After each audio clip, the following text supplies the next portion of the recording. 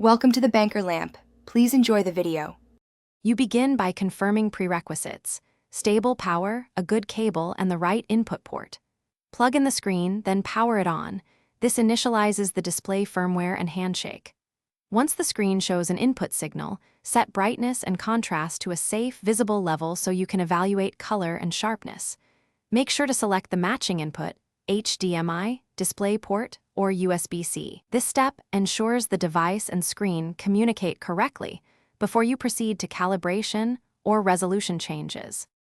Next, you configure resolution and color because these determine clarity and accurate visuals. In your operating system or GPU control panel, choose the screen's native resolution and an appropriate refresh rate. This prevents scaling artifacts and latency. Then pick a color preset or manually adjust color temperature and gamma. If color accuracy matters, use a calibration device. Once done, ensure UI scaling and font size are comfortable, and fine-tune screen position and aspect via the on-screen display so content aligns correctly. To finish, save your settings and update both the display firmware and GPU drivers so performance and compatibility improve.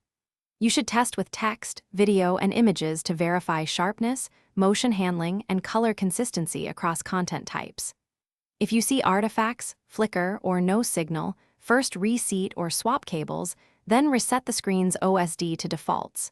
If problems persist, try a different input port or source device to isolate the issue.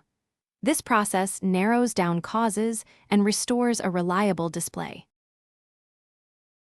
Thanks for watching. If this was helpful, leave a like and consider subscribing. See you next time.